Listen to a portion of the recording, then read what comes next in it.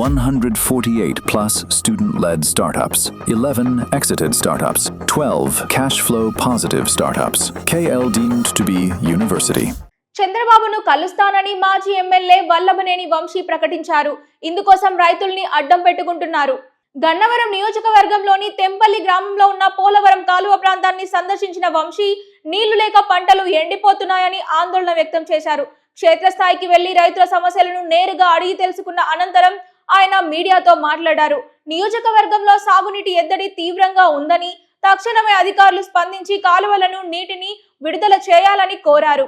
గత 10 సంవత్సరాలుగా స్థానిక రైతులు పోలవరం కాలువ నీటిపైనే పూర్తి స్థాయిలో ఆధారపడి పంటలు పండిస్తున్నారని వంశీ చెప్పుకొచ్చారు.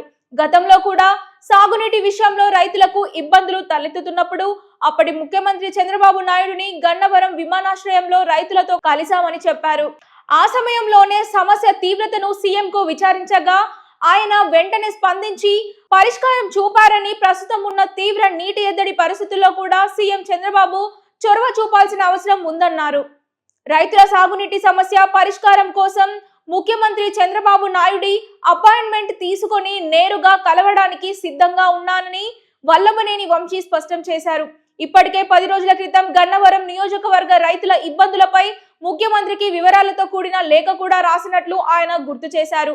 నీటి సమస్యను సీఎం దృష్టికి తీసుకెళ్లి రైతులకు న్యాయం చేయడమే తమ ప్రధాన ఉద్దేశమని, ఈ విషయంలో ఎలాంటి రాజకీయాలకు తావులేదని ఆయన చెప్పుకొచ్చారు. ప్రస్తుత రాజకీయ పరిస్థితుల దృష్ట్యా తనతో కలిసి రావడం లేదా తాను సీఎంను కలవడం వల్ల ఏమైనా ఇబ్బందులు తలెత్తుతాయని భావిస్తే రైతులైనా స్వయంగా వెళ్లి ముఖ్యమంత్రిని కలిసి తమ సమస్యలను చెప్పుకుంటారని వంశీ వ్యాఖ్యానించారు. ప్రజా ప్రతినిధిగా లేదా మాజీ ఎమ్మెల్యేగా కాకుండా రైతుల సంక్షేమమే ధ్యేయంగా ఈ ప్రయత్నం చేస్తున్నామని తెలిపారు.